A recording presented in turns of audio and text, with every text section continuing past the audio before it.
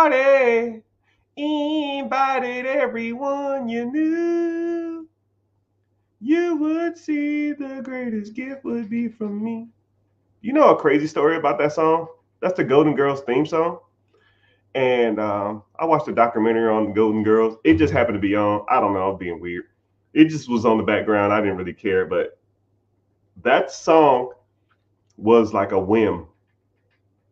It's like probably one of the top 5 TV show intros of all time, and it was a whim. It just happened. The woman came in. She read what it's supposed to say. She said, "Hey, I got to be at another event in 10 minutes." She got the lyrics, and then she just ran with it, and she went for it. But the more you know. All right, subject of the day is somebody asked me what are some good starting points for investing basics? And I sat back and thought about it, and I said, man, that's a good question. So it's going to be the subject of the day, or at least the subject for the next 5-10 minutes. First of all, you got to understand that investing has to be a mental commitment because a lot of people want to invest, but they don't. They really don't. They love the ideal of investing, but they really don't want to do it, or they don't know how to do it, or they're scared to do it. And when people are fearful and people don't know what they're doing, they get nervous and they pull their money out. You put $100, $200, $500 into a pot or a system, and you lose, $20 the first 2 days, and then you're like, yeah, fuck this, I'm out, right? But that ain't the way it should be. You have to mentally commit to investing. It is what it is. You can't just wake up one day and say, hey, I want to invest and I'm gonna throw my money into this pot and I'm gonna check it in a week and hopefully I make triple my money. No, right? You need to set a time goal and an allocation goal, not just freaking I'm gonna put a little money in here and hopefully it work out. It ain't like quick money. It ain't like gambling. It ain't like forex. It ain't uh, crypto or sports betting or parlaying and any of the other crap. You can't just throw money into something and hopefully it works out. It doesn't work like that. So first of all, you got to mentally commit, and then you got to allocate. Allocation is taking a certain amount of money every month and putting it into the pot, regardless of how bad things get. No matter how much you struggle, no matter how broke you are, it doesn't make a difference. I do not care what you are going through because I promise you, whatever you think you're going through that's bad, I went through probably worse. I've went through, um, dude, it was bad. Bottom of the barrel, eating bean weenies, freaking eating mystery meat, asking friends for $10, $20, $5. You know, it's bad. Homeless, broke, sleeping in my brother's closet, sleeping in my brother's car, asking my brother for money, getting into it with my family. I didn't have it. So when people say that, man, it's always something, oh man, I'll start investing next month when I get ahead. No, you need to start doing it now. And then I'll give you another quick point because I don't want to harp on this too much. You know what I mean? You have to start investing. I call it windfall money. It's the money that you get when you didn't expect it. Things like tax returns, things like things like birthday present money. Um, your mom want to bless you with some money. Your parents want to bless you with some money. An inheritance, a insurance claim, lawsuit money come through, or whatever. You have to take that money and put it to work, and don't worry about trying to get ahead or trying to worry about staying afloat. Right? We all are going through the same things, regardless of how much money you make or how much money you're bringing in, right? I'll say you bringing in 4,000, 5,000. Let's say if I'm bringing in 500,000 a month, I have the same struggles as you do. I have bills, I have creditors, I have lines of credit I have to pay. But you know who gets paid first? I do. And that's the difference between middle class, low class, upper class, and rich and wealthy people. Rich people will always pay themselves first. If I got an account and let's say if I did $50,000 last month, $30,000 of it is going to investing. And then I'm paying my bills with the last 20. Or 40,000 will go to investing, the last 20 goes to bills or whatever you want to call it. Right? I don't pay all my bills and then I'll invest what's left. No, we don't do that. That's a loser's mentality. Losers invest what's left because there's always going to be something. There's always going to be a tire being popped. There's always going to be engine trouble. There's always going to be a freaking credit card. There's always going to be a late payment. There's always going to be something. Losers pay themselves last. Winners pay themselves first. You work for the money. You get paid first. Not Time Warner, not Lexus of Toyota, or not Chase, not American Express. You worked for that money. You need to get paid first. Allocate money to invest first. And whatever's left, they can have it. If you short at the end of the month, don't give a shit. I've never cared if I was short at the end of the month because I already got paid. It is what it is. And the bad part about it is if you allocated $200 to an investment account, and you were short, the $200 probably wouldn't have made a difference anyways. Think about that. If you put $200 into an investment account and you're $100 short or $200 short or on an electric bill, and then you ain't got no money for no food, or so it wouldn't have made a difference. It wouldn't have made a difference. But I tell you what, my investment pot is going to get bigger every month. And then when that investment pot gets a decent amount, then you take that money and you put that to work. And you constantly put your money to work. And that's, if someone said investing basics, that is investing basics 101. I mean, it's about as simple cut forward as possible. If you take money that's windfall money, or you got a side hustle, or you a babysitter, or you make cakes, or you do hair, or you do nails, or you do landscaping, or you do window tint, or you fix people's cars. When you get that money, are you investing it, or are you just putting it towards bills? Because if you just put it towards trying to get ahead or catch up, you're never going to catch up. No one ever really truly catches up. Everybody has bills. Bill Gates has bills. Warren Buffett has bills. Elon Musk has bills. Jay-Z has bills. Kevin Hart has bills. LeBron James has bills. I have bills. You have bills. Next month, will I still have bills? Yes. Next month, will LeBron James have bills? Yes. Next month, will Kevin Hart have bills? Yes. Elon Musk? Yes. Elon Musk is worth $300 billion. 250 billion dollars. Does he have a bill next month? Yes. So why the hell is he trying to get caught up in that? You're chasing your tail, people.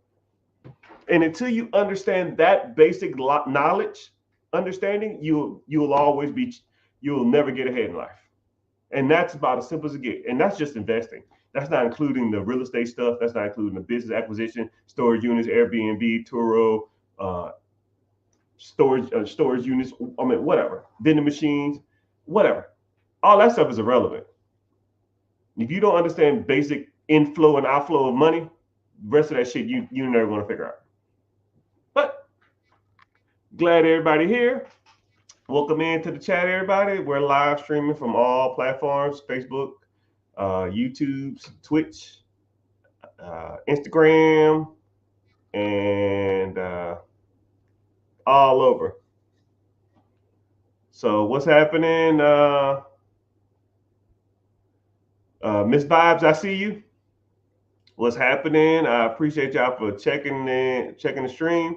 Um, but if y'all would do me a favor, I'm live on YouTube. Just search The Rich Get Richard. My name is Mr. Richard. If you're newer here, we're gonna get into some good stuff. YouTube is the only one that pays me. You can stay on the other social media platforms, and if you're new here and you just kind of see me, make sure you're at least following.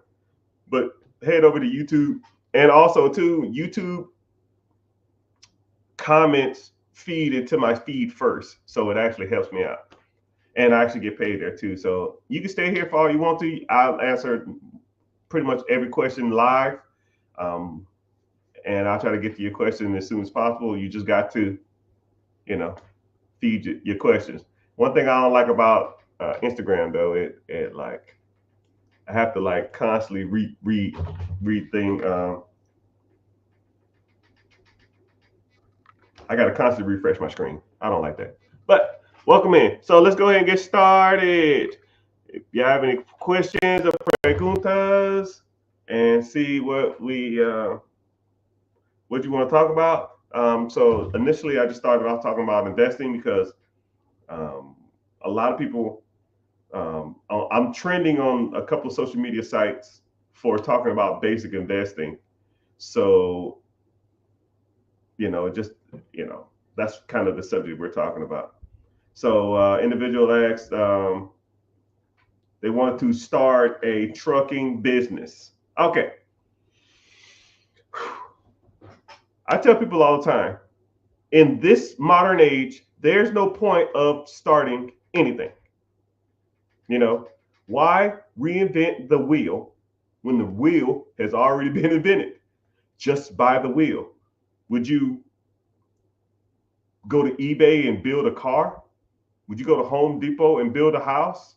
You might can get a better deal, or you can tell people I have a sense of accomplishment. But I mean, houses are already built. Cars are already built. Businesses have already been built.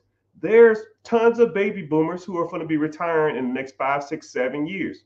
You can buy their processes from them. So if you wanted to get into like laundromats, dry cleaners, you want to get into trucking, you want to get into logistics, you want to get into franchises, Dunkin' Donuts, Subways, Papa John's, who knows, whatever, right? Why buy and start an existing business when you can just buy it already up and going?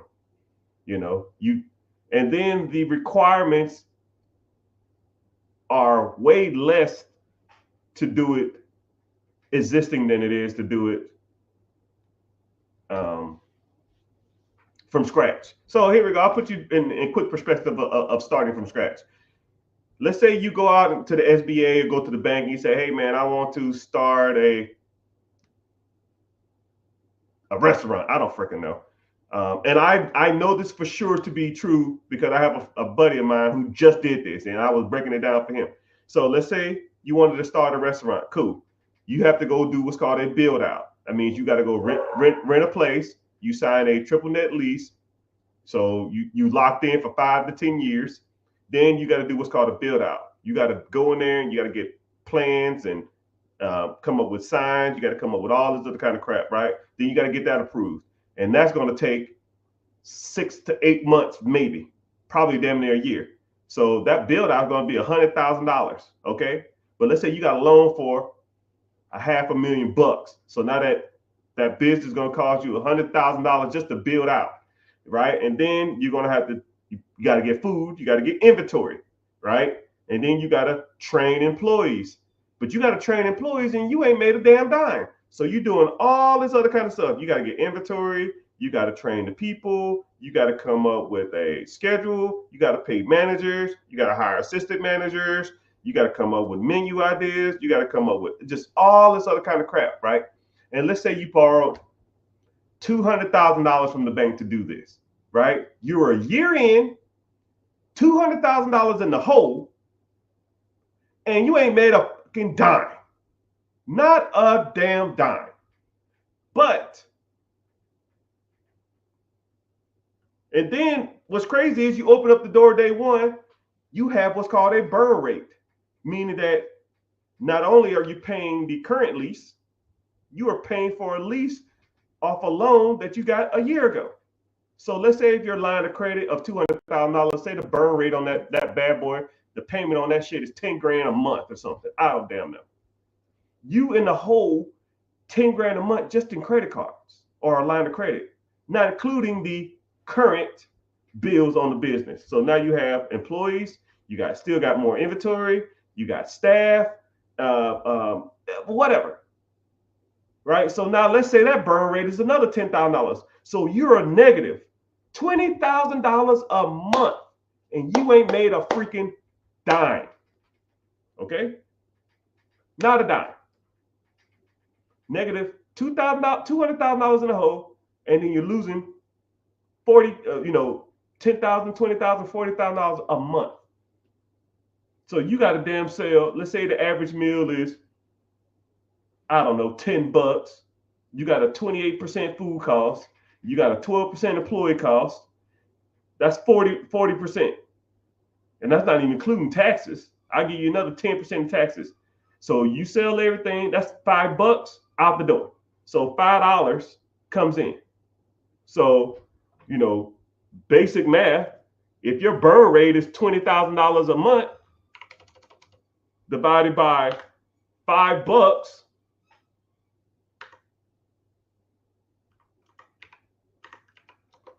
you got to sell 40,000 meals just to break even.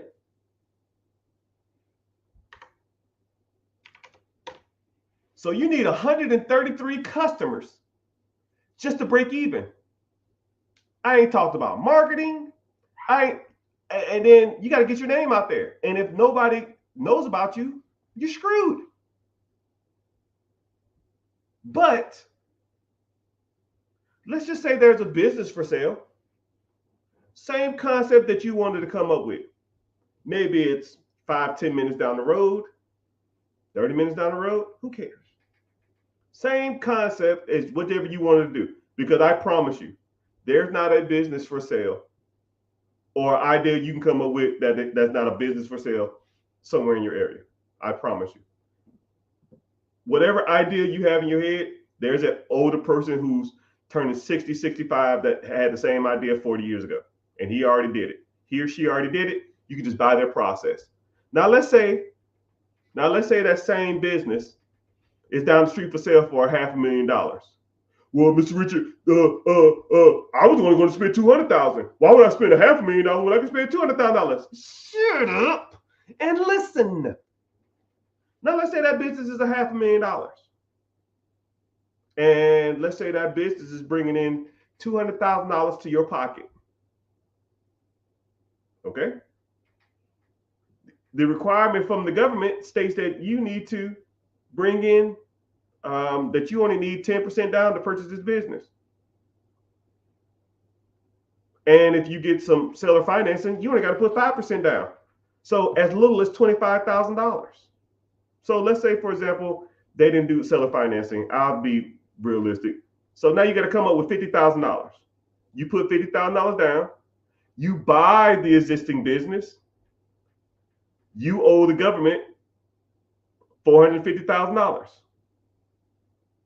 $450,000 over 10 years. Your payment, simple math, $450 over 10 years, probably somewhere in the range of 50 grand, 45, 50 grand. But the business brings in $200,000. You bring in 200, you pay the SBA, Small Business Administration, they're 50. Now you have 150 left. You put $50,000 down, which was 10%. So now you pay back that $50,000 line of credit. Let's say if you borrowed it from your auntie, you borrowed it from your uncle, you borrowed it from your 401k, you borrowed it from a friend, you borrowed it from the bank.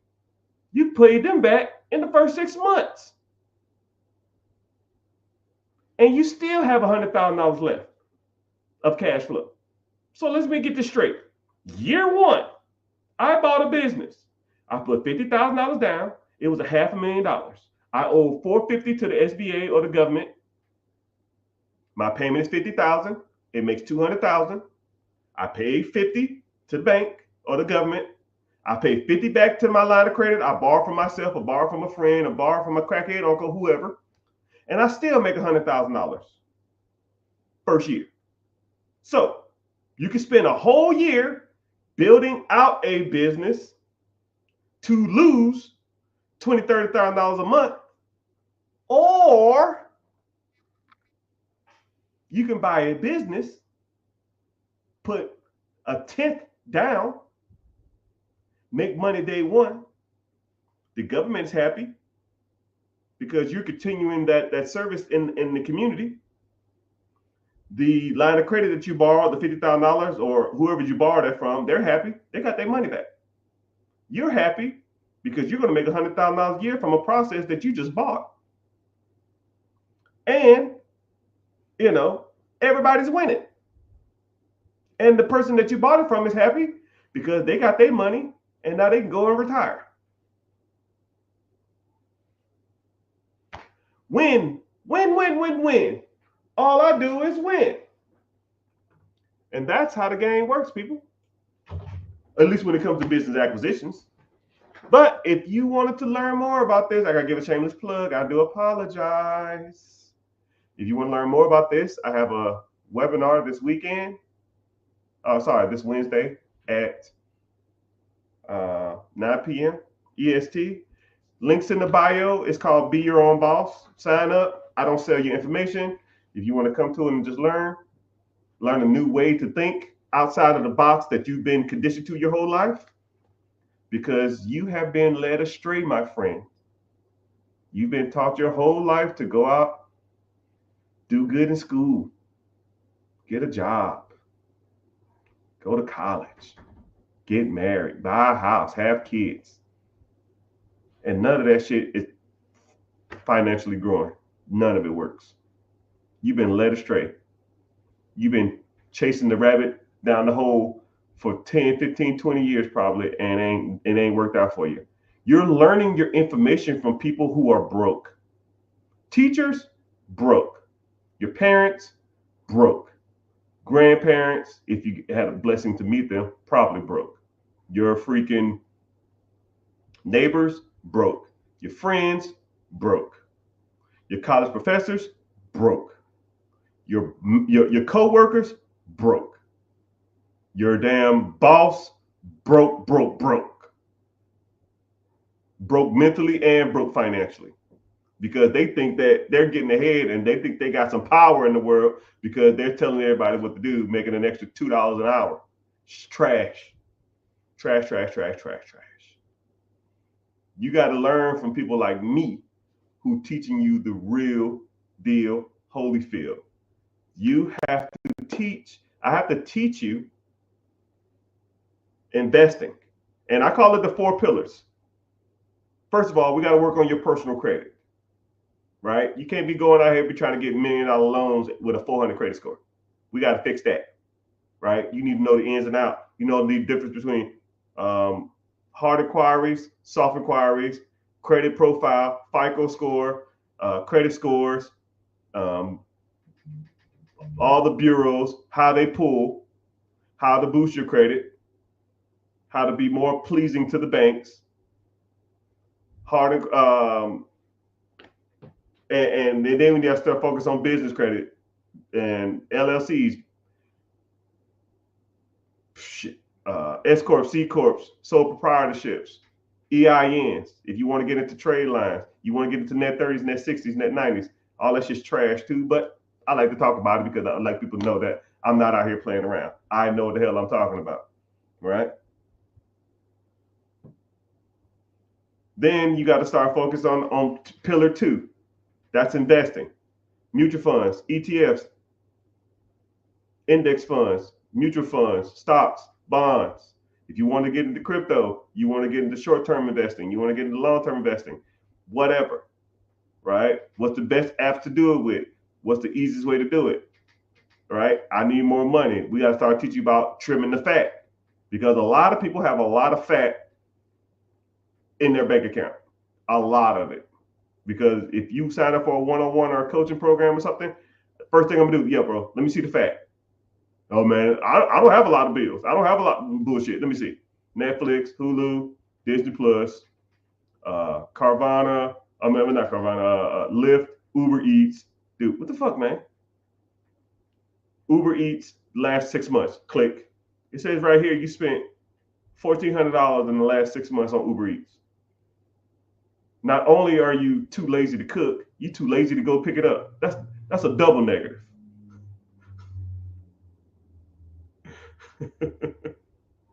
Come on, man. Come on, man. You know, who's your cell phone through? How much your cell phone is? When the last time you called them and asked for a reduction or swapped it over to an account that's a lot cheaper? When the last time you called your car insurance and asked them for a plan reduction? You know, you can go, I'll give you a tip right now. You can go to your car insurance website, put your exact information in it, get a new quote. If it's cheaper than the quote you have now, they will honor the new quote. Wow, I just saved you an extra $400 over the next 6 months. Now, what are you going to do with the $400? Boop. You need to start investing. Oh, I need to get caught up on my credit cards. Wrong. Then when it comes to investing, I even have I'll give you another subcategory, right? And that's taxes. I review all your taxes for free, right? Find you more money. I just had a client 2 weeks ago, found them an extra $3,100 because they were doing their taxes wrong. Now, what are you gonna do with that extra $3,100? I'm gonna get caught up on credit cards. Wrong. Free money. You didn't even know you had it. Take it. Let's put it to work. You really want to get ahead? Let's put it to work, because that $3,000 compounding interest will make you way more money than saving some money on some stupid ass credit cards, because credit cards are going to be there. Credit cards was there yesterday. Credit cards are there today. Credit cards are going to be there tomorrow. Rent's going to be there tomorrow. Rent's there today. Car payment's going to be there tomorrow. Car payment's going to be today. Car payment's going to be there tomorrow. I mean, it is what it is. It is what it is. You got to start investing. Third lesson we talk about is real estate. Owning your own primary home, owning duplexes, quadplexes, fourplexes, commercial apartments, getting into syndication, Airbnb, freaking Section 8, wholesaling, bird dogging. I had a lesson the other day in my class, because someone said, yo, man, you always talking about bird dogging. I don't even know what the hell that is. You always talk about it. I said, okay, cool. Here's a 30-minute lesson on bird dogging. After I was done with that, they said, yo, bro, I didn't even know that shit even existed. I didn't even know that was even a thing. I said, yeah, I did it for years. It's the way you get into real estate with no money. Oh, man, I want to get into real estate. I ain't got no credit. I ain't got no money. Cool. Bird dog. What the hell is that? Sit back. But all the ways, lease option, tax liens, sub 2, lease to own. All the different ways you can buy money, owner financing, bird strategy, creative financing. It's tons of ways to make money in real estate. You just got to know how to do it. You got to be taught from people that talk about this type of stuff, not go to college and do good in school and work hard. Work hard at what? Does it look like I'm working hard? Work smart. Put your money in shit that's going to make you enough money so you don't have to work hard. Working hard is for suckers. Then the last pillar that I always focus on is ownership. Owning processes that make you money every day. You're not going to get ahead working a 9-to-5. 3% of all millionaires work a 9-to-5. And you know they're doctors, lawyers, engineers, nurses, traveling nurses, and stuff like that. Right? If you don't have a high dollar skill, or if you're not bringing in damn near $150,000 to $200,000 a year to your 9 to 5, it ain't happening. Right? And then there are a couple of exceptions that people will live well below their means, and they invest everything they got, and then when they're 65, 67 years old, they might have a 401k that's equivalent of $1 million. I mean, I get it, right? But majority of people ain't gonna do that. You gotta own processes that make you money while you're sleeping. If I own a business, my business makes a sale, and I pay my employees, I pay my staff, I pay my overhead, and then I pocket $400, and that transaction happened at 6 o'clock in the morning. I didn't do nothing for it.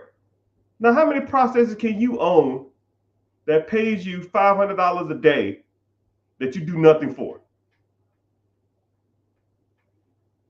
Infinite. Now, let's say there's a process that pays you $500 a day, but you got to work 12 hours a day. How many could you own? 2 max, and that's $1,000. And now you tired as hell and complaining that your back hurts and that I ain't getting paid enough for this. But if you own a system that pays you $100, $200 a day that you do nothing for, you wake up, you check your account, you might call your team, wish them some luck, you might pay a little money here and there, say here's a gift card, thanks for your hard work, and go about your business. You got to know how to find those systems. Businesses, laundromats, storage units, Airbnbs, vending machines, whatever.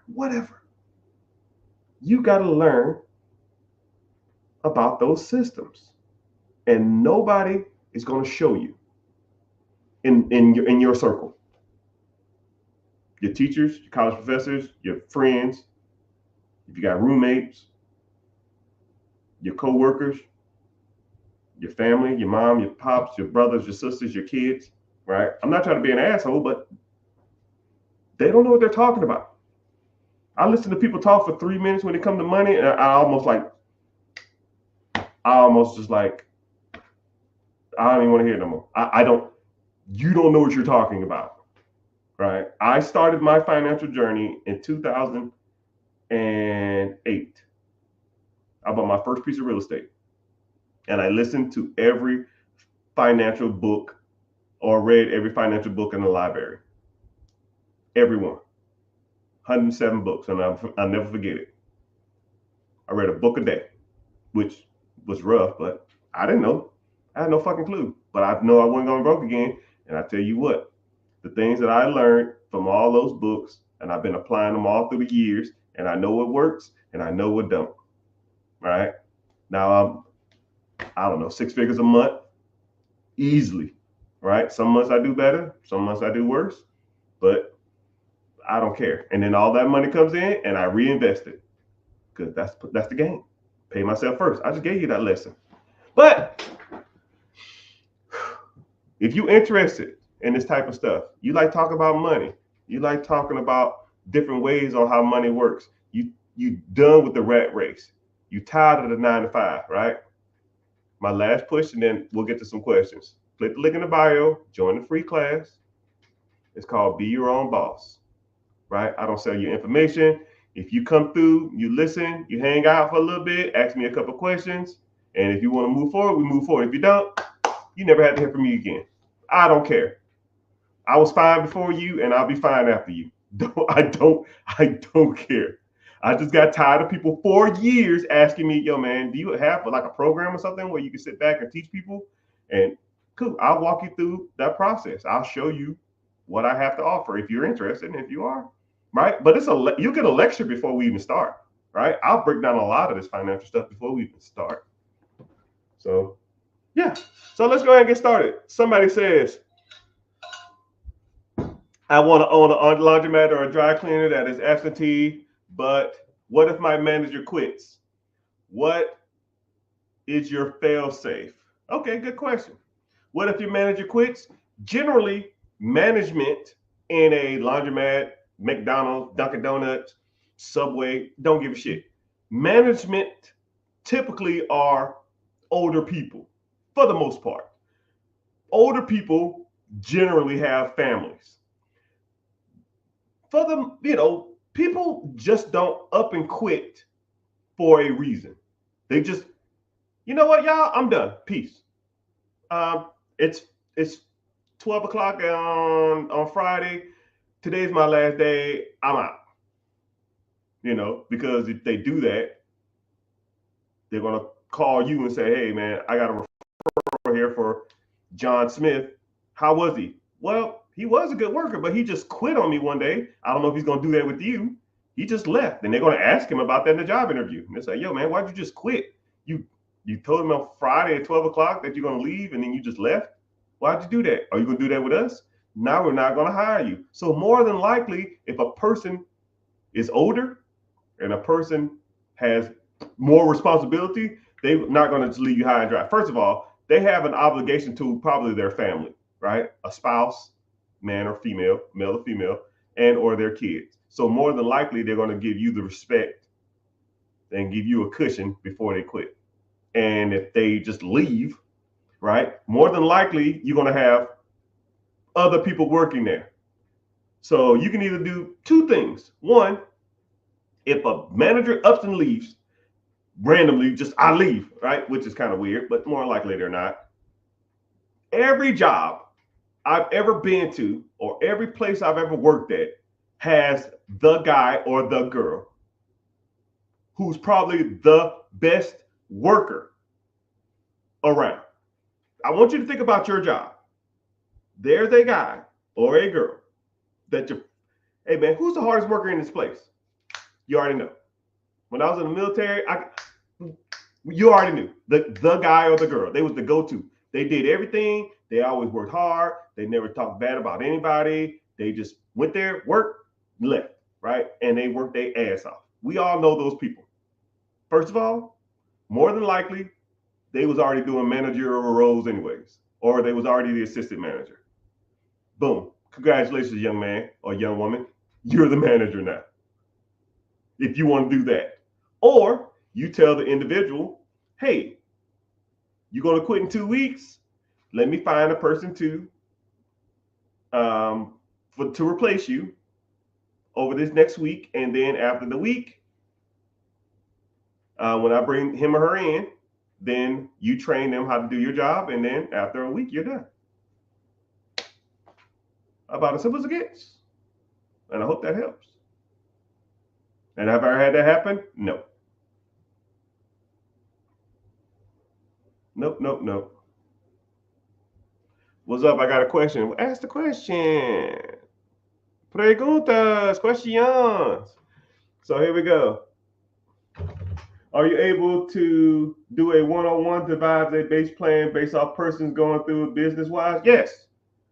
Whenever you, like I said before, click the link in the bio or go to therichgetricher.com, which that website, it works, but you got to type in HTTP // it's kind of corny, but it was.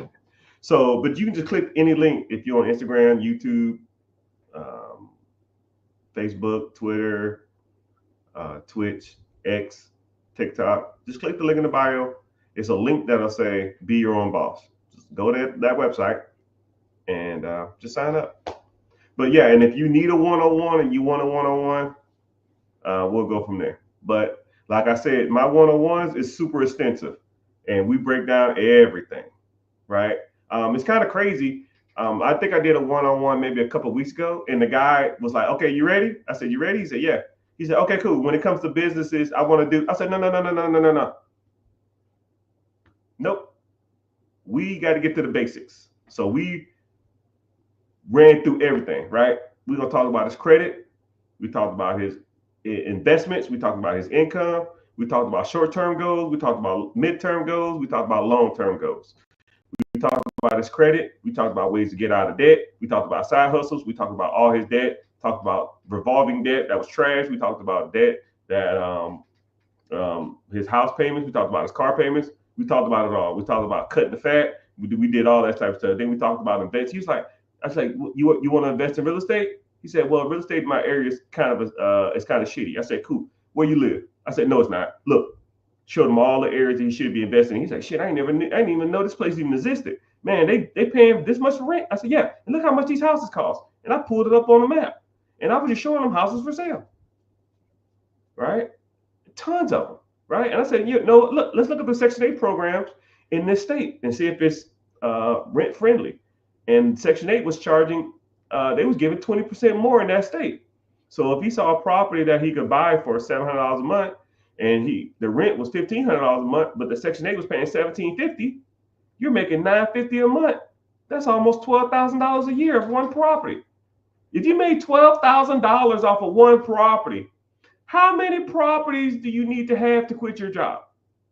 Hell, 5 is 60 grand. And let's say you bought a property a year. You made $12,000 a year. Okay? In profit. $12,000 year one, buy another property. $24,000 year two, buy a property. $36,000 year three, buy a property. $48,000 year four, buy a property. 60 grand year five, quit your fucking job. Golly. People act like it's rocket science. And then about 2.5 hours in, then we start talking about businesses. Because people want to talk about business, but you need to get the basics first. You know what I mean? But yeah, that's 101 in a nutshell.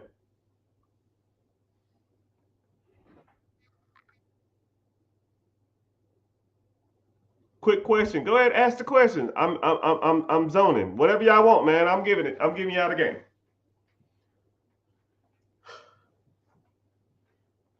Someone said, I came across your page and you never wear designer, but you wearing Tom Fords today. I mean, it is what it is, man. Right? Just because I don't flaunt my wealth doesn't mean I don't have wealth. Okay? Let's get it twisted.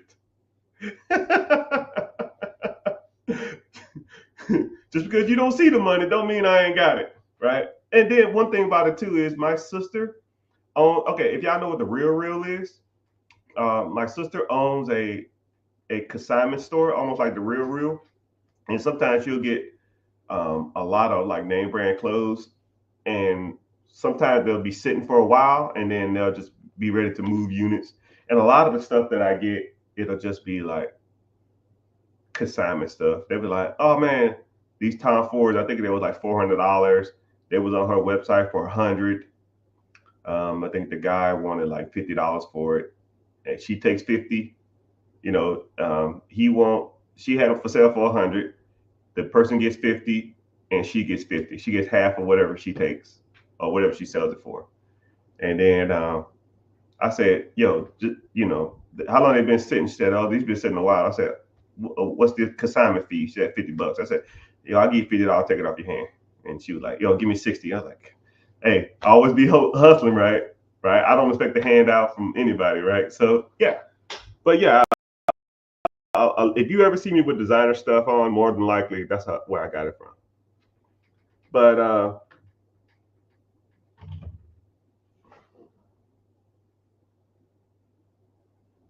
someone said, I wonder what the payment's going to be on a $450,000 loan.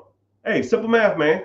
The average SBA loan is about 10%. 10% interest on $450,000 is about $45,000. I'll round up. That's $500,000. The average SBA loan is 10 years. $500,000 over 10 years is $50,000 a year. Simple.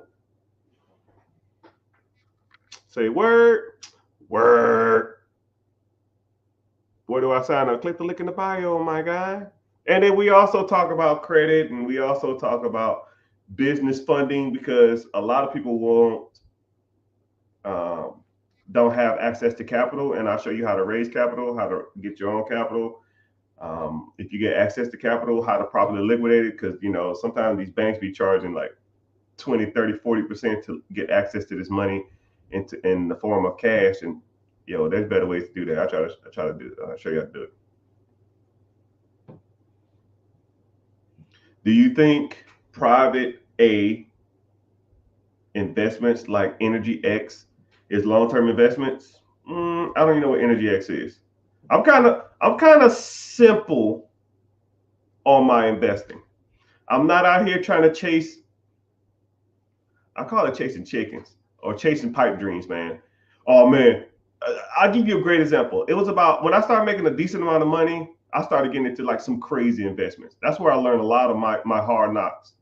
2012, 2013, there was a company drilling off the coast of Africa. They had some new oil refinery technique that was revolutionary. And they was doing 90% returns month over month for the last like 6 months or something. I said 90%. I said, if I put $100 into this stuff, I get 190 back in a month. And then after the month 2, I'm at what? Damn near $350. I said, sign me up. Bro, I forgot what I put in, like 15 grand or something.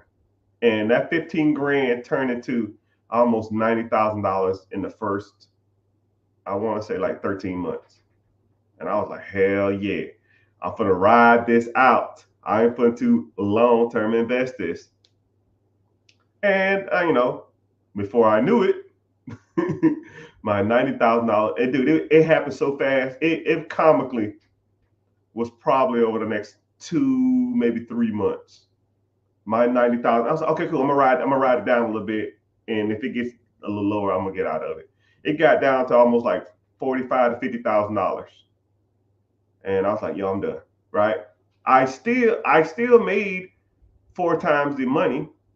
I put in 15. I got what 45 out of it, 50 out of it, but I was up 90, right? But I thought it was going to be a long-term play, and then every once in a while I go check on this fund or this stock. And that shit's, dude, it went to the trash. Moral of the story is, people, if you want to invest, stick to what you know. I got a simple rule when it comes to investing. Has your mama heard of it? Has your kids heard of it? Will it be around in 10 years from now? And do you use it, or have you seen other people use it on a daily basis? And what's the and will I get a return on my money? It's simple as it gets. Okay. Has my mom heard of a company that drills off the coast of Africa? No. What about my kids? No. Does it have long term? I thought it did. Do I use this every day? I guess I use oil every day. I don't know. Not really. From off the coast of Africa? Probably not. Okay, cool. Amazon. Has your mama heard of Amazon? Yes. Has your kids heard of Amazon? Yes. Will you get a good rate of return? Yes. Do you use Amazon? Do people use Amazon every day? Yes. I mean, good. Let's go. Simple as it gets. Someone said it's an emotional thing, not pulling out at 90K. Yeah, because if that was the case, I'm gonna put you on a new mindset of thinking, people. If you put in 15 and you got up to 20, most people will pull at 20. Most people will pull at 30. Most people 45, 60, 65, 90. I mean, what got you to 20 is going to get you to 30. What's going to get you to 30 is going to get you to 50. What's going to get you to 50 is going to get you to 100. Right? You just ride the ups and downs. It went up and it went down. It went up. It went down. It went up more. It went down. It went up. It went down. And I just got to 90. It went down. And then it went down some more. Then it went down some more. And I was like, okay, cool. It's going to go back up. And it's going to go down some more. It's like, and then it says an emotional thing. No, none of this is emotional. I don't take anything financial personal. None of it. If I put my money into a fund, I lose all 10. Too bad, so sad, never do it again. Learn from your mistakes, press on. right? And I always see people that'll do that too. Man, I was up and man, I don't give a shit what you was. What we gonna do today? Do you have the money now? No, cool. Don't care. What we gonna do today? Let's focus on that, right? Someone said, "What is the best industry to buy in New York City?" There's a lot. It's comically. There's a lot. New York City is kind of one of those weird places, you know. But if you can make it there, I guess you can make it anywhere. I had a client that was in New York City. No, not New York City. I think there was a New York City, and they was looking at a business to buy in New York City. We found them like 4 of them, comically, in about 15 minutes, and dry cleaners, laundromats, moving services, sub shop, sandwich shop, bodegas, corner stores. I mean, all of that stuff, man. There's tons. You're at the mercy of the market. If you go look at what's for sale in New York City now, you can go back in 6 months from now and it'd be something totally different. Just like if you're looking for a specific car to buy, you go in 6 months and it'll be a whole different car. You go look for a house, you look in 6 months from now, it'll be a whole bunch of different houses. So it just depends. It really just depends on what you want to get into and what you want to, what's your risk tolerance and stuff like that. Somebody said, I want to buy a plasma center. Actually, I seen one for sale. There was actually, those things are more prevalent than you think. But you got to be careful because some states require you to be licensed as a owner. So I don't know what state you're in, but let's say, for example, if you want to buy a property management company, some states require you to be a property manager or either have a real estate license. If you wanted to be if you wanted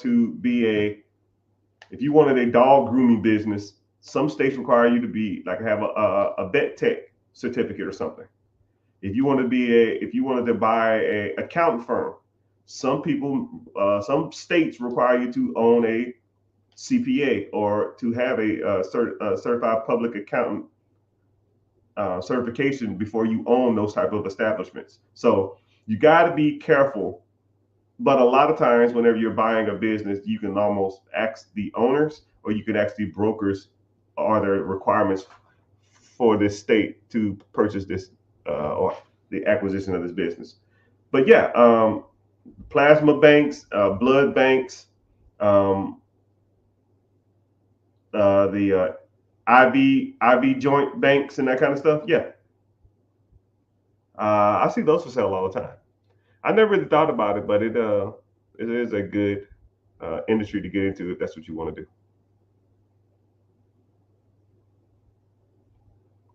So let's get to the question. Preguntas. Yesterday we had a good lecture. Yeah, yesterday that bird dog stuff, man. We talked about being a bird dog, which a lot of people don't even know that even exists. So yeah, in class we talked about being a bird dog, and yeah, people got value from it.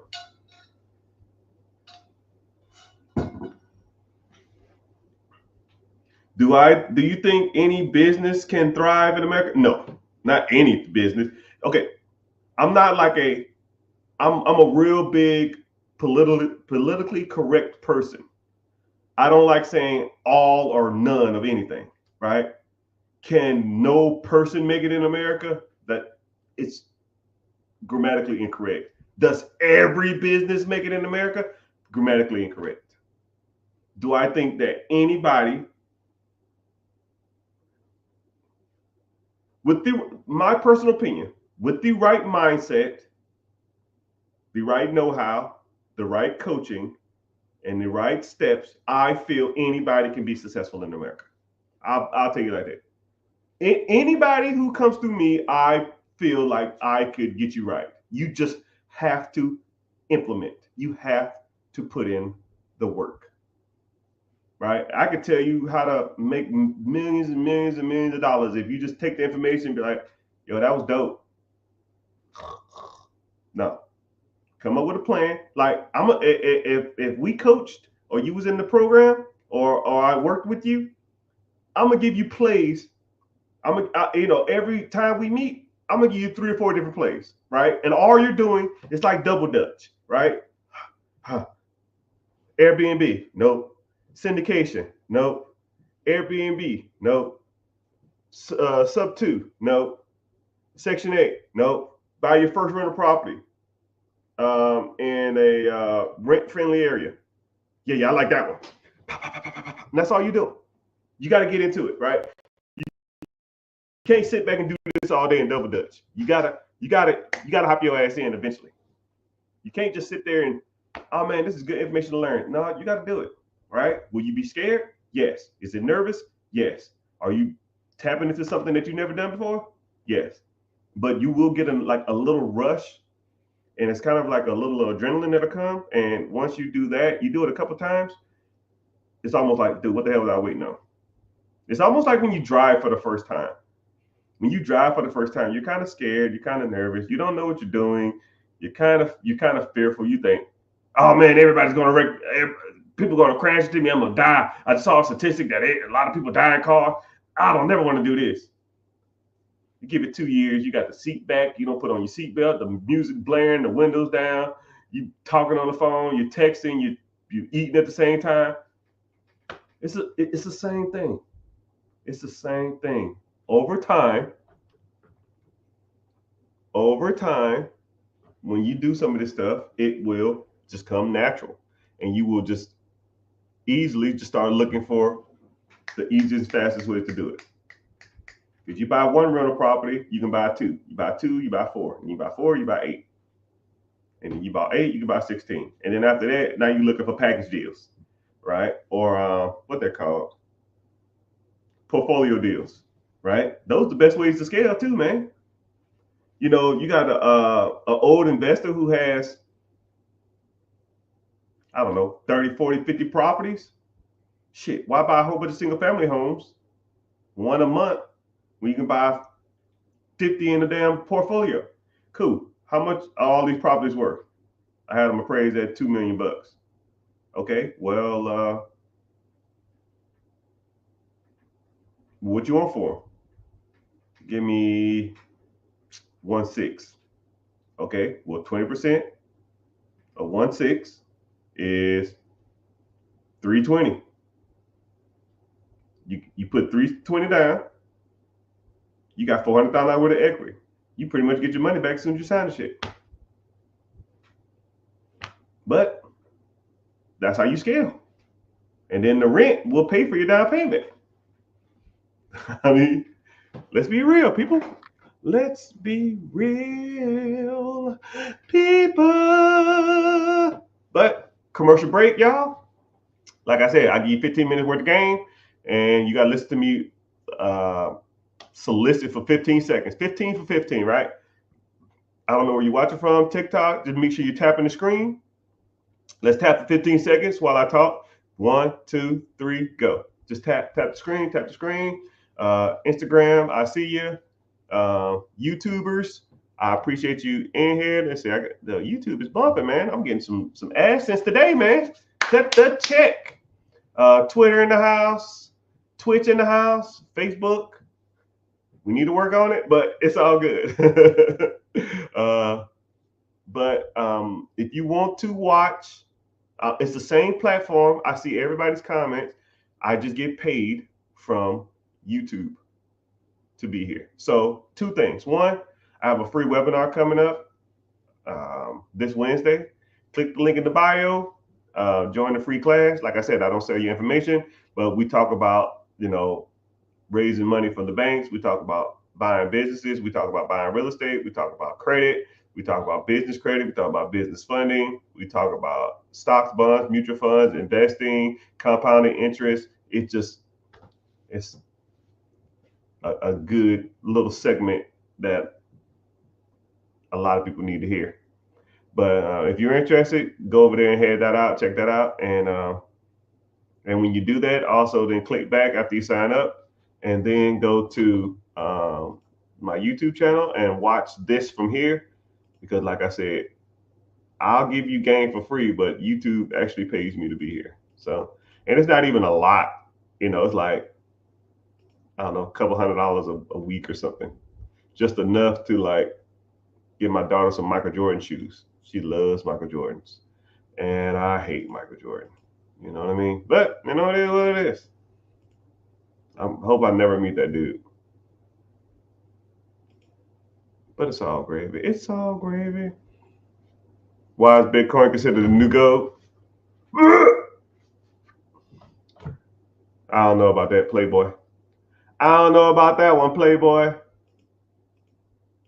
There's no standard for Bitcoin, one, and it has no utilitarian value, right? I can't go to Walmart and say, yo, I have one Bitcoin. Let me buy this TV. Until there's an exchange for an exchange, a basic unit of metric for a certain currency, it won't be accepted. And that ain't happening anytime soon. So that's just my personal opinion. What is the best first asset to buy or invest in? Like I said, I believe in the 4 pillars: credit, investing, real estate, businesses. You can almost do all 3 of them at the same. You can do all 4 at the same time, right? I'll even give you basics. Boom, you got a 401k at your job? That's investing. Do you have a personal house? That's real estate. What do you own that makes you money while you're sleeping? That's the business. How's your personal credit?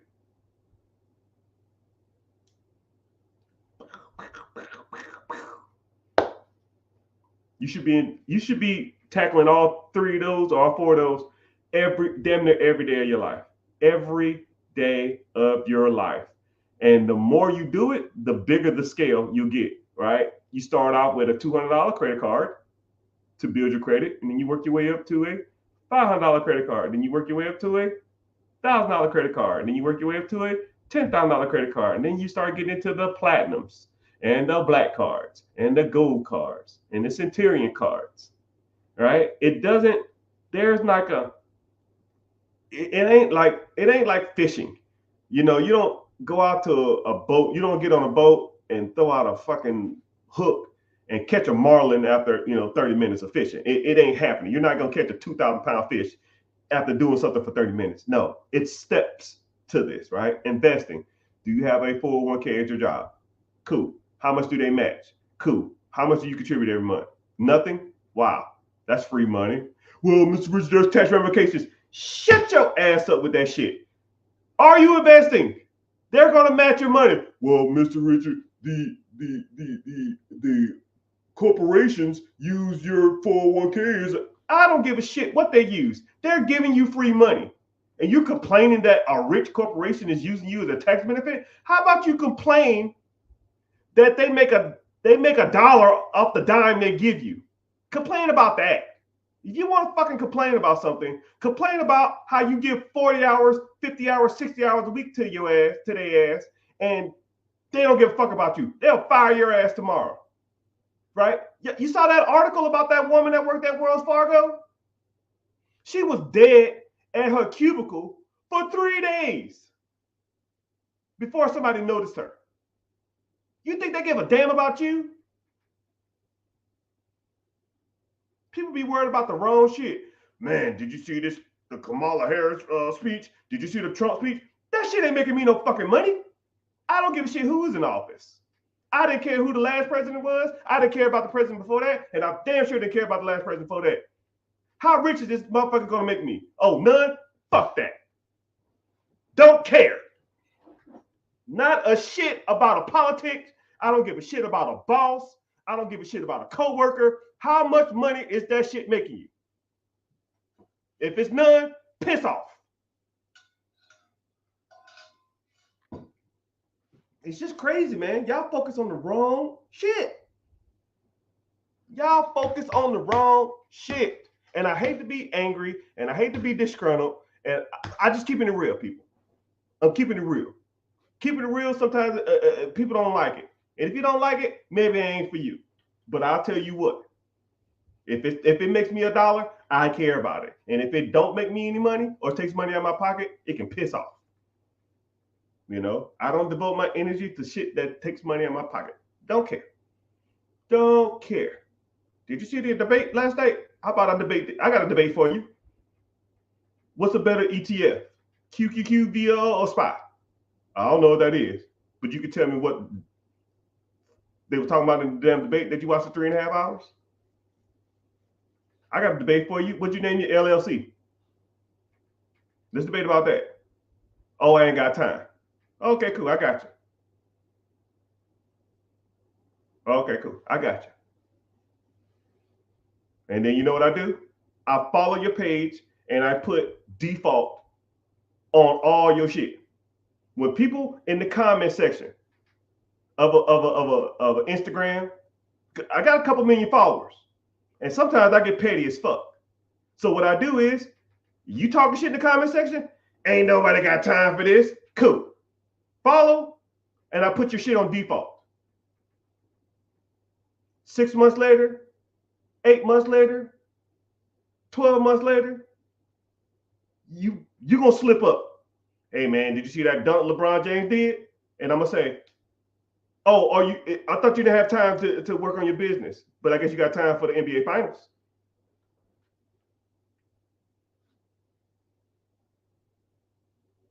Block. I'm that guy. I'm that guy.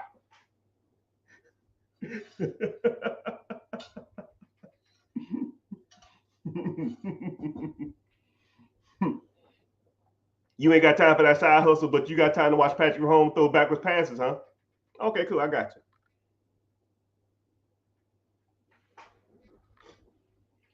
But if you invest in 25% credit cards, why not pay them off? Brother, we all have debt.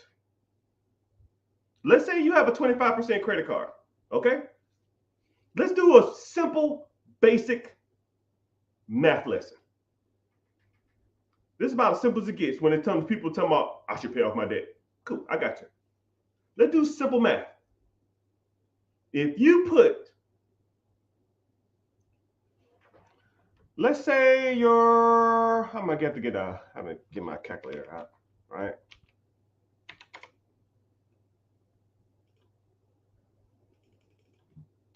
Let's say you have a 25% interest credit card, which, god dang, that's a lot.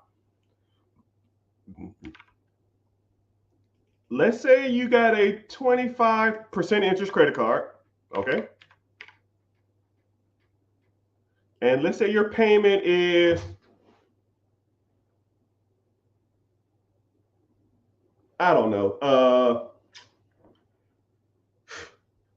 $400 a month, right?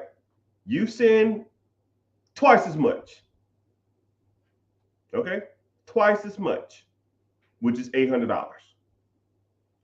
You're going to pay that credit card off, and let's say you owe, I don't know, $5K. You're going to pay it off a little faster, but you're still going to take probably a couple years. And now let's say you pay the minimum, okay? Instead of you paying $800, you pay $400. And now you take the $400 and you invest it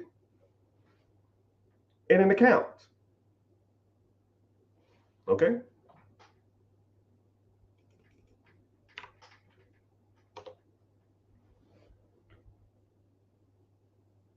In 5 years, that account, the extra $400 you put into that system, would be worth $36,000. So you can pay off a $5,000 credit card at 22% interest, or you can invest and have an account with $36,000 in it. Like I said before, we all have bills. I can do way more with $36,000 than a paid off credit card. Because all you're going to do is go charge that shit right back up anyways. It's revolving. You think you learned your lesson the first time? Or the second time? Or the third time? Or the fourth time? When I pay these credit cards off, I'm never doing this again. And then what happens? Never do again. Happens the next month. I mean, stop me when I'm lying. I'll wait. I meet people who are 23 years old with credit card debt. I meet people who are 32 years old with credit card debt. I meet people who are 42 years old with credit card debt. I meet people who are 52 years old with credit card debt. I meet people who are 62 years old that have credit card debt. You think you're smarter at 62 than you are at 22? No. Most of y'all are just as bad with money as a kid, as a middle-aged adult, and as an elderly. Nothing changes. But what does change is the amount of money you have in that account. And now let's say you put $400 in this account every month for 5 years. Okay? That 5 years you got 35,000, right? And now let's say you do nothing else with that account. Okay? You don't put no more money in that account, just the extra money you was paying on that stupid ass credit card, right? And then you leave it in that account for another 10 years. $35,000 in a simple ETF for 10 more years. You would have $147,000. So what would you rather? Still be paying on that damn credit card that you still gonna have, but now at least you got $137,000. Now you can do some stuff with that, right? You can borrow against your investments. Mr. Richard, what? What the fuck does that mean? That means that if you have a portfolio, stocks, bonds, ETFs, index funds, mutual funds, you can go to the bank and you can say, hey, man, I have $140,000 worth of stocks. Can I take a loan against this? They say, yeah. Here's 90% of the value of that. You got 150 in there. They're going to give you a what? $1.30? Damn, I didn't even know they can even do that. Yes, that's how rich people do it. You think Elon Musk sells his stocks? No, he just borrows against it. You think Jeff Bezos sells his stocks? No, he just borrows against it. And borrowing money, you don't have to pay taxes on debt. So you get a loan for that amount of money. Use the money, you buy another asset. Once that asset brings in money, then you pay off the loan you got from the bank. That's how it's done, my friends. Y'all are hustling backwards. Paying off fucking credit cards early does not make you rich. Paying off your car early does not get you ahead in life. Paying off your house early ain't the play. Investing, reinvesting, and reinvesting into shit that pays you while you're sleeping is how you do it. Not having more debt is not it. Like I said before, I guess I could call this topic, we all have debt. I have debt, you have debt. Name your favorite celebrity. I used to have a huge crush on J-Lo. She got debt? What about Halle Berry? She got debt? Does LeBron James have debt? You think LeBron James, he has a $80 million house in LA. What do you think he did? Bought it cash? He's worth $1 billion. You think he bought his house cash? No, he didn't put a down payment. Come on, he borrowed against it. So now he doesn't have to pay capital gains tax on that money. It's just a dead asset. He borrowed against it, and he pays the monthly payment from the income he got from his other investments. Boom. He bought a pizza company that pays him while he sleeps. When that money comes in, he pays his house payment. Boom. His earned income from dribbling the ball up and down the fucking court all day makes him income. He takes the income money and invests it. Stock funds, mutual funds, his own businesses. Now that income pays for the cars, the Lambos, the house, the clothes. You think he's paying for that with his paycheck? You think LeBron James was worth $1 billion 2 years ago and now worth $1.5 billion 2 years later? Off a salary from the NBA? Y'all got a lot to learn, dog. Y'all got a lot to learn. In this game of money, you think you got it figured out. Y'all are rookies. Y'all are rookies. Y'all ain't got a clue how this shit works. That's why you need somebody like me to teach you. Yeah. Someone said, okay, I hear you now. I hear you. I see you too. Hell yeah, you can borrow investments. Yeah, you can keep borrowing on investments, right? I'll give you a great analogy. I always use this as my Elon Musk analogy. Elon Musk wanted to buy Twitter. Twitter was evaluated at $10 billion. Okay? Twitter was worth $10 billion. The people didn't want to sell it. Elon Musk said, I give you 20 for it. We're not selling. I give you 30 for it. We're not selling. I give you $40 billion for it. And they said, hey, we'll take that deal. So what? Elon Musk is worth $200 billion. What do he do? I'm going to sell $40 billion worth of stock? No, you goobers. No, that's dumb. If you sell your stocks, you got to pay taxes on that money. But what did he do? He went to the banks and took out a loan against his stock portfolio to buy Twitter. He purchased Twitter with 100% debt. The payment on $40 billion is probably $200 million a month. And now y'all thinking, man, I got to pay this debt off. I got to pay this off super fast. No.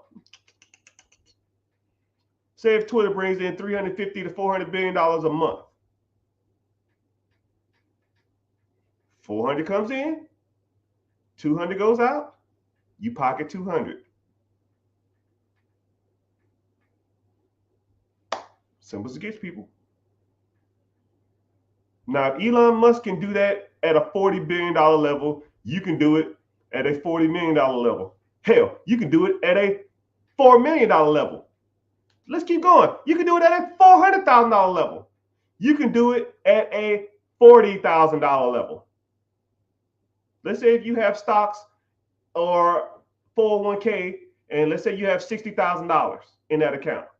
And I see it all the time. Hey, man, I'm thinking about cashing out my 401k. Why? Because I need the money for something. Borrow against it. That way, your money can continue to make money. You take that money, buy something that makes you more money. And when that money comes in, you can pay off the loan. And then you still can take care of whatever you need to take care of, while your other money is still sitting in the account accruing interest. That's the game, people. Or at least one of the games. But hey, it is what it is.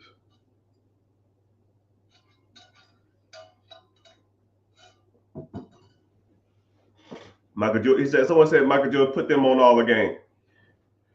I don't idolize celebrities, first of all. They got rich from a skill that a lot of people can't possess. I'm not 6'6". I can't shoot a basketball to save my damn life. But what I can do, and I can invest like nobody you've ever met in your life. Now, who do you want to learn from? You know, when us as minorities, I don't know if you're white or black or Hispanic or Asian, I don't know. I don't give a shit, right? But one thing I hate about minorities is we idolize celebrities, right? I think there was an Invest Fest or something recently, and all the guest speakers was celebrities, right? I can't fucking act. I can't publicly speak really good. I can't dunk a basketball. I can't throw a football. I can't tell jokes. Why the hell am I listening to Steve Harvey as a financial guru? He made his millions telling jokes. 50 Cent made his millions selling albums. Kevin Hart made his millions telling jokes. Jay-Z, he sells albums. I can't fucking rap. Nicki Minaj, why do we idolize these people when it comes to financial literacy? Show me the guy who started with nothing and built multi-million dollars worth of businesses in real estate. I'll learn from him because I can do that. Oh, right here. I'll learn from him. I can't learn shit from Dwayne The Rock Johnson. Why the hell am I going to a public speaking event and watching Dwayne Rock Johnson talk? I'm not fucking 6'4", 300 pounds solid. Can't do it. I can't be a wrestler. I'm not that big. I'm not that athletic. So you have to start learning and getting your literacy from people who are here doing this shit every day, not from celebrities. I idolize no man. I've met tons of celebrities. Most of them are assholes. Most of them. Me and Ludacris almost got to a fist fight because he talked shit. He was talking shit to me and my wife. I almost punched him in his fucking throat. Don't idolize them people, man. They're all losers. Most of them are. Some of them are kind of cool, but most of them are assholes.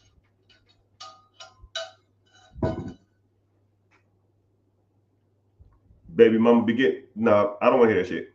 Someone said baby mama be getting in the way. I don't want to hear that. Nobody gets in your way. Not your mama, not your baby mama. Like, dude. I love my wife, but when it comes to the money thing, she just lets me handle it. She can guide me or assist me on certain things, but I don't do that. Right? I'm out here studying. I'm out here in the streets. I'm out here learning. Your baby mother or your mom or your friend or your neighbor or your boss can't tell you shit. You out here, it's your money. JG Wentworth. You do what you do with it, whatever you want. Right? If it fails, they're not going to be there to help you get up. But if it hits, they're going to have their hand out. About as simple as it gets, my guy. About as simple as it gets, my guy.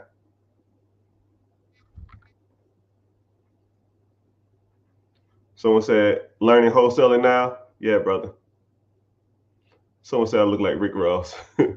I get that one every once in a while. I met him in real life. We look nothing alike. I found a local business that's been established since 1984. How do you talk to them about financing? You got to learn some skills, man. I'll give you one lesson off the top of my head, right? Because, I can't give you all the game, but you found a business and you want to get owner financing, they got to like you. If you had a business that was worth $1 million and you were going to give it to somebody, would you give it to somebody that you didn't like or didn't know? Probably not. Rapport. Learn rapport. I'll put you on that. Someone says you was in the military. Did you get 100%? 100% P and T. I don't know what P and T is. Did I get 100% P and T? I don't know what P and T is. But yes, I was in the military. Did 21 years in that hellhole.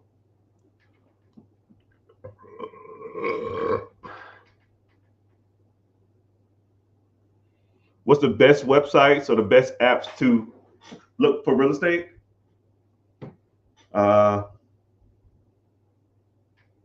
It depends on what you want to do. Depends if you want to get into commercial units. Depends if you want to get into apartments. Depends if you want to get into single family homes. Depends if you want to get into on market or off market, right? If you want to get into off market, if you want to get onto market deals, you can just Google houses for sale. If you want to get into off market deals, you got to start finding people in the areas you want to invest in who have the deals that you want, or you got to start sourcing your deals yourself. Once you start making decent money in real estate, then you have to start sourcing your deals yourself. Once you start sourcing your deals yourself, then you're pretty much writing your own checks.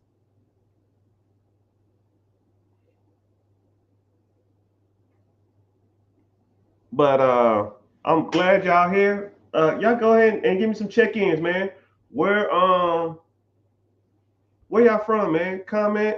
Make sure you tapping the screen. Tell me where y'all from. Tell me who y'all know. Tell me what y'all, at least tell me where you're from. I don't know. I've traveled all over the world, so I always like to see where different people from, right? And the bad part about it is, I'll even do I was talking to someone about rapport. I'll do a rapport. I'll do rapport with you right now, right? Someone says Harlem. Hey, man, Harlem, man. I just can't. I just did. I went to a vacation in New York, but I was in Times Square. I went through some parts of Brooklyn, and I was. I didn't ride the subway, but I really wanted to ride the subway, but I heard it's nasty and it's kind of weird. So I guess next time I go, I'll do that. Um, but how is Harlem? Is Harlem like majority black, or is it becoming like gentrified, or is a lot of white people there, or is it how is it? Down by Virginia Beach. You know what's crazy about Virginia Beach? Virginia Beach is one of the best kept secrets when it comes to beaches because it has not a lot of tourists, but it has a lot of locals and stuff like that. Oh, so avoid the subways. You see what I just did, people? I'm having a conversation with somebody about the subway in New York City and Harlem. I went on vacation there and I barely remember any of that stuff. Like it's just about communication, conveying a message, right? If I had 100K to put into real estate or a business right now, shit, brother, you rich and don't even know it. You are rich and don't even know it.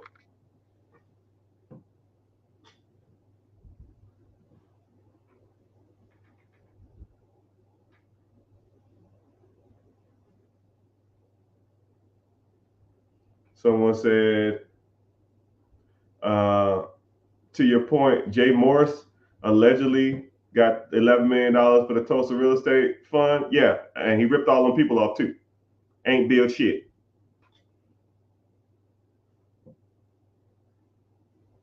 Who's to blame? Him, right? If so to take on a fund, I'll even break that down. So there's a guy named Jay Morris. Jay Morris took a whole bunch of money. He raised a whole bunch of funds to start a Tulsa real estate investment group, and apparently didn't build shit. That is syndication Ponzi scheme 101, right? Syndication is when you're an investor, you take pools of money from people, and you find a project and then you build the project. However, if then you're supposed to pay those people a dividend. But if you raise $11 million and then the money never goes to anything, but you have to sign a clause saying that you are investing and you invest at your own risk, and if you lose your money, you lose your money. So in theory, if you did a syndication deal, you can almost essentially raise all this capital in the world and then just tell people it didn't work out, and then they're just on the hook. It's kind of fucked up, I'm not a huge fan of that shit, right? If I'm gonna take on someone's money and take on someone's investments, but please believe we build some shit, right? I almost think I should get into that because a lot of people try to send me money to try to raise to buy apartments or buildings and commercial units and shit like that. I don't want to touch anybody's money, but yeah. Moral of the story is that a lot of these gurus out here think they know what they're talking about. They be on some bullshit.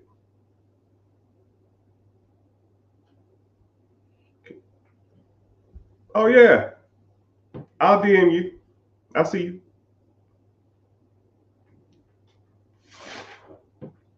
So what we got? Preguntas, questions. Someone said I have $100,000 cash. You got $100,000 cash. You rich and don't even know it. Kansas City, you are rich and don't even know it, my boy. But you almost so one thing that if you had $100,000 to invest, you almost got to determine what you want to invest in because there's pros and cons to real estate. There's pros and cons to owning your own business.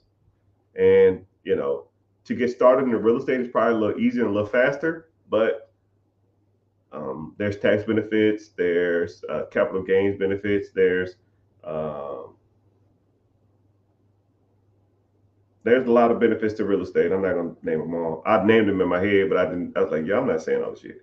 But to buy in a business, you get a lot of cash flow back, but then you have a cash flow problem. Then you have to pay taxes and capital gains on that too. So they have their pros and cons. I think that's why I try to explain to people what the pros and cons are of having both of them. Right, but there's a free class coming up. Click the link in the bio, join the free class, and we can go from there. No, what I'm saying is that $3,100 pay off instead of investing first. Devin, or I try not to say anybody's names on lives, but I'll say your name. You're not going to tell me that paying off a credit card is more beneficial than starting investing. You're never going to convince me that. If you pay down a $3,000, $5,000, $10,000 credit card, it is revolving debt. You pay it off, and then you will be right back in debt a year later. And then you're going to be paying it off again. You're chasing your own tail, man. A lot of people think they're smarter than like, dude, you're overthinking it too. And then you're losing out on the years. You're losing out on the years. I have it in the calculator right here. Let's say if you put $35,000 in an account in a simple ETF, if you started investing and you did it for 10 years, that will make you $140,000. But let's say you waited 3 years, it will be 89,000. So you lose out on making $54,000 because you waited 3 years to pay off a damn credit card. A $5,000 credit card cost you $54,000. It doesn't make sense, sir. I'm not trying to be a butthole. Would you rather have a paid off credit card or an extra $56,000? Your choice. Man, I ain't got no debt. Fuck that debt. We all got debt. This house is debt. I got cars that are debt. My kids are debt. Right? They take money out of my pocket every month. What, I'm going to pay that off? I'm going to pay off the house? No. You take the money that you can afford to go to zero. You put it in the pot. You let it grow. You borrow against it, or you use it to buy something that makes money. Real estate or a business or something of that nature. And then that money's going to come in. You save that up and then you buy more shit. That makes you more money. And then when you're bringing in 40, 30, 60, 70, 80,000, $100,000 a month, you ain't got to worry about no damn credit cards. You know how much my credit card bills are? Dude, I got like 70 grand worth of credit card debt from running all my businesses and real estate and stuff like that. You think I give a damn what my credit card payments are? You think I'm trying to pay them off? I don't care. You talking about a $3,000, $5,000 credit card, man? No, that's trash. Invest. Take the money from your investment and buy something that makes money. If I bring in $100K next month, you think I give a damn about a credit card bill? No. Come on, man. Think bigger.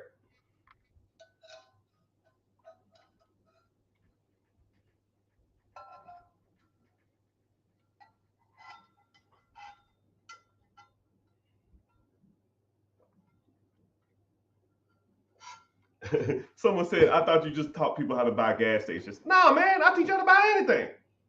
It just depends on you and what you want to buy and how you want to invest it. I'll show you how to buy pretty much anything.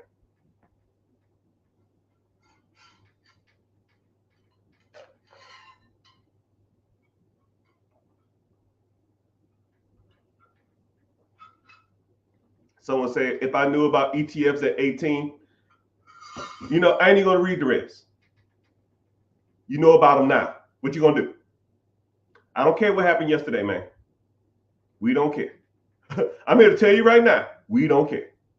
You didn't know about ETFs at 18. You didn't know about real estate at 18. You didn't know about buying business at 18. You didn't know about credit at 18. You didn't know about investment at 18. But you know about them now. What you want to do? Because 5 years from now, you can say the same shit about now. Man, I wish I'd have did something. 5 years from that, man, I really need to get started. 10 years from now, man, I know all this game, but I got to put it to work too. You're just saying words, man. You got to put it to work. Put it to work.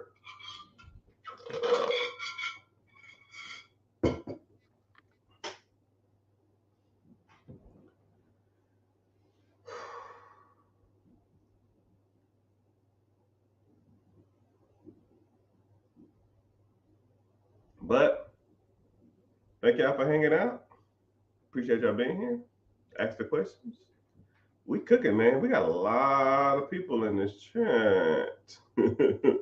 More than I thought was going to be here. But, it is what it is. I said I was training online. Might as well, you know what I mean? So, yeah. Oh, man. My butt hurts. Someone said never meet your heroes. Yeah, man. Yeah, because the one time you do meet them,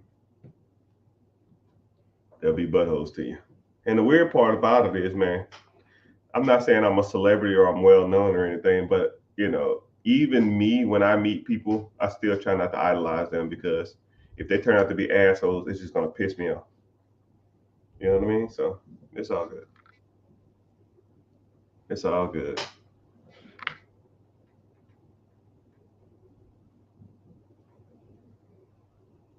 Ohio in the house. Nashville in the house.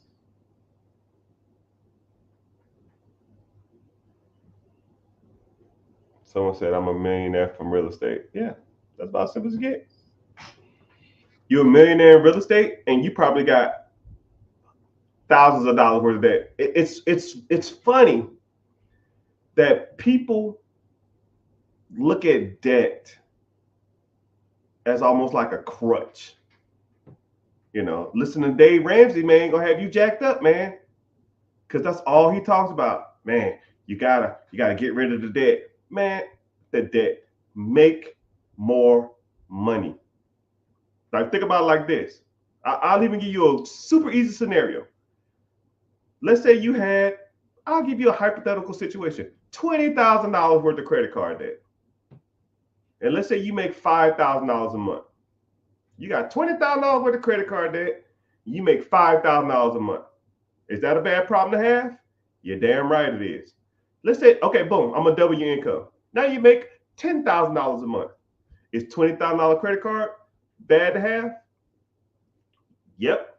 Cool. Double it again. You make $20,000 a month and you have $20,000 worth of credit card debt. Is that a bad problem to have? It's getting better. Cool. Double it again. You got $20,000 worth of credit card. Now you make $40,000 a month. Do you care about a $40,000 damn debt when you make $40,000 a month? Probably not. Moral of the story: make more money. Stop focusing on your debt. We all have debt. Rich people focus on making more money. Poor people in the middle class focus on paying off debt. They will sit in that rat race trap for life. And then as soon as they get out of debt, they hop right back into that shit.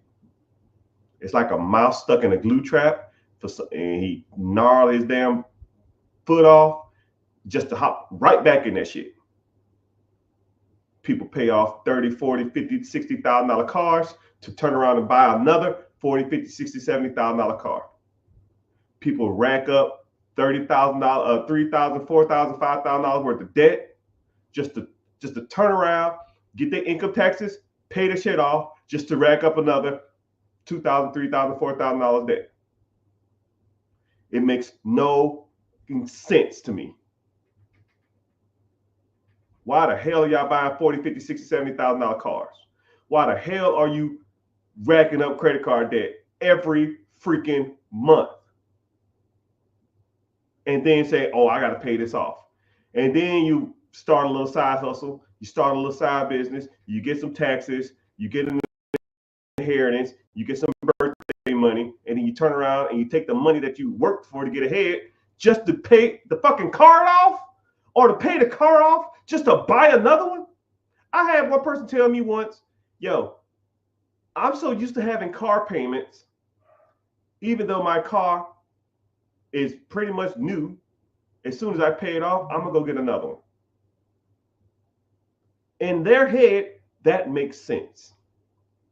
I said, you have a 4-year-old car. You bought it brand new, which was a mistake. Brand new, it's trash. You lost half the value. You paid it off early. You paid it off in 4 years. Your car has 35,000 miles. Your car payment was $600 a month. You paid on it $1,000, which is another mistake. You could take that $400 and invest it. But you paid off the car early. So now, boom, you have an extra $1,000 a month with a paid off car that has 32,000 miles on it. What you finna do? I'm gonna go out and buy another car. Why? Because I can just get a newer model of the same one I got. Well, why? Because I'm so used to paying car payments that I feel weird not paying one. That is the dumbest I've ever heard in my life. And then 2-3 months later, I see that individual. And then the bad part with the same car, just a different color. Same freaking car, different color. They went from like a 2016 to a 2020. And then the bad part about it is it wasn't even like the upgraded year. You know how they take like 5-6 years with the same car? She got the car as soon as it came out, 6 years later, or 4 years later, same car. One of my old coworkers in the military.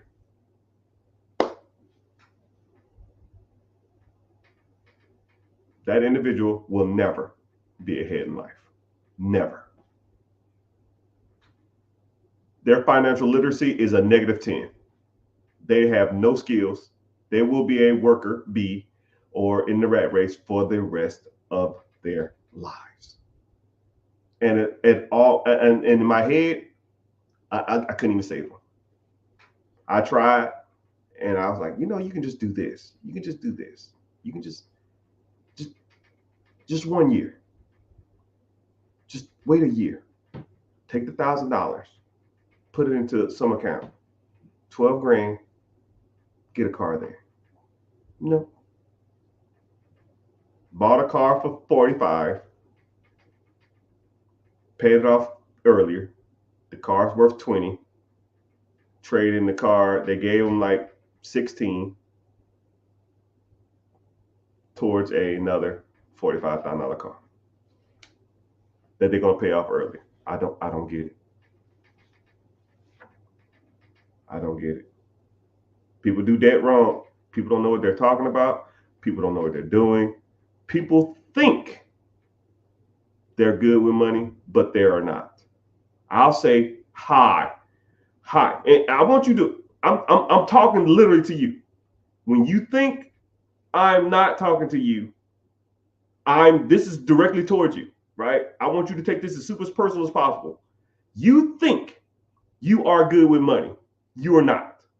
Not even close. 98% of people are not good with money. 2%, no, you're not. No, you're not. Not even close. The 2% of the people are people like me and people I associate with and people that when I go to the country clubs or I go to the golf course or I go to the tennis matches or I go to the concerts and go VIP and I'm hanging out in the lodge with whoever, celebrities and stuff like that, those are the 2%. You're not even close. You're not even in the ballpark, people, right? And I'm not trying to offend you and I'm not trying to make you mad and I'm not trying to make you upset. You aren't that guy. I am. And I talk to people all the time for more than 3, 4, 5 minutes, and I know they're not it. You have bad spending habits. You don't understand debt. You don't understand real estate. You don't understand credit. You don't understand debt leveraging. You don't understand debt servicing. You don't even get credit cards right. You don't even buy cars right. Hell, let's say if you really wanted to buy a car, did you buy it in your business name? Did you capitalize on Section 179 of the tax code, which means that if you buy a commercial vehicle over 6,000 pounds, is eligible for 100% depreciation or 20% depreciation over the next 5 years? Did you do that? Well, I don't own a commercial vehicle. Well, what deems a commercial vehicle? Any vehicle that weighs over 6,000 pounds in your business name. What vehicles are that, sir? Tahoes, Escalades, G-Wagons, Bentley Bentegas, Suburbans, Sprinter vans, Mercedes SUVs, Lexus Jeeps, those. You ever like seen a row of SUVs, all black? It's like 5, 6, 7 of them. Yeah, that was all tax write-off. But you want to be cool in a Scat Pack. You want 100% deduction, or you want to be cool in a Hellcat. Come on, dog. You ain't even doing that shit right. Credit cards, are they in your business name or your personal name? Personal debt shows up on your personal profile. Means that it reflects on your debt to income ratio. Sorry, your credit utilization. Meaning that anything over 30%, they won't even loan you any more money. You get a $5,000 credit card, you charge $2,500 to that shit, you're locked on all 4 bureaus, all 3 bureaus. But business side, they'll give you 5 times, 6 times as much more. So instead of $5,000 limit, you get a $50,000 limit, and it doesn't reflect on your personal side. So you can max that shit out. And they have introductory rates at 0%. Most personal cards don't give you introductory rates. So now you can get $50,000 at 0% interest for the next 12 months, 16 months, 18 months, 2 years. You've been doing credit cards wrong. You're doing cars wrong. You're doing credit cards wrong. You're doing businesses wrong because you want to start your own business. Because I watched Empire. I can build this from the ground up. You're an idiot. That shit sucks. Why take over? Why buy it? Why start a process when you can take the damn shit over? You're doing that wrong too. Right? You renting where you at? Why don't you own? There's 6 or 7 programs that'll give you assistance for a down payment for your house. No person in America should be renting.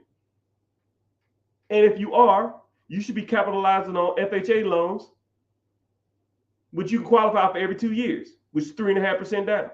And if it's a traditional home, you can do that every year or every 9 months at 5% down. You can save that into a mutual fund or your 401k, borrow against that. Now you can use that money for another down payment, rent out your previous house.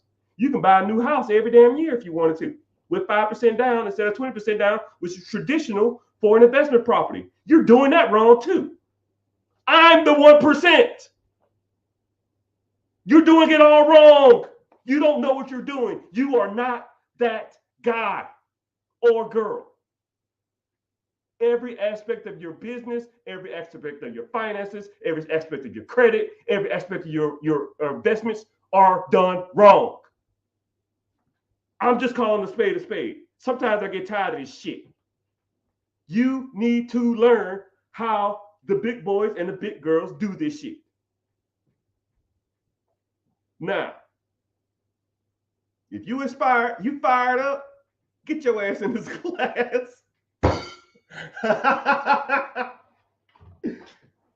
Moral of the story, people. Sometimes you got, I'm kind of Old Testament, right?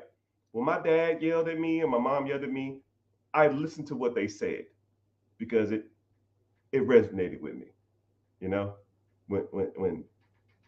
When they was upset, it lets me know whatever they were saying. They're saying what they're saying with their best intentions. They're telling you this stuff because they want to see you succeed in life.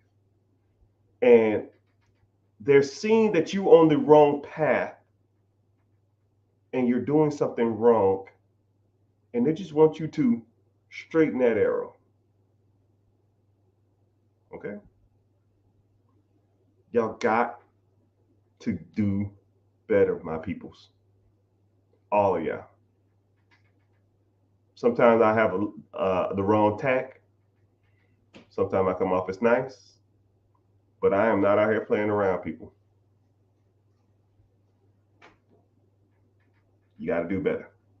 So, last warning before I get off. If you are interested in learning how to do this type of stuff, I'm hosting a free webinar. Link in the bio, my guy. Click the link in the bio. Join the free class. Like I said before, I don't solicit. You won't get a bombardment of text messages. You won't get on no email list. You won't get spam calls. You get a notification before we start. Hop your butt in there and you learn. And then after that, I'm done. You want to learn more? Let's move forward. If not, I can lead the horse to water, but I can't make him drink it, right? But I thank y'all for your time. Social media gets mad if you exceed 2 hours. So I might hop back on because I'm kind of in a talking mood. But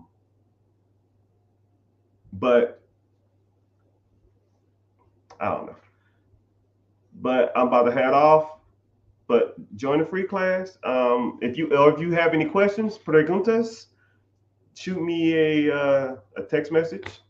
I'll try to get to it, but like I said, I'll probably get a couple, maybe 200 text messages a day, and it's just a lot. And I answer all my text messages myself. So if you get a message, it's from me, like, because I'm sitting there watching some show or something, and I just do DMs while I'm doing it. But thank y'all for being here. All my friends all over social media. Man, it's bumping in here. I appreciate y'all for being here. Make sure you're following on all the platforms. I see you on Twitch. I see you on YouTube. Make sure you at least subbing so you get notifications when I'm on. Twitter, make sure you're following. Instagram was kind of bumping today. I appreciate y'all being here. But yeah, I'm about to head off because, like I said, I can't exceed 2 hours. They get mad at me. They literally will like be pissed and like put me on the naughty list. So I might get back on. All right, I ain't got that much to do today. I did want to watch the last 15 minutes of this movie. Right? When I watch like movies in segments. I don't have time, so I watch like 15 minutes, 12 minutes, 18 minutes, 30 minutes, something like 15 minutes left on the movie, and I just gotta, it's kind of weird, right? But hey, I guess that's a busy rich people problems. But I appreciate you being here. Later, dudes. Make sure you're following. Thank you.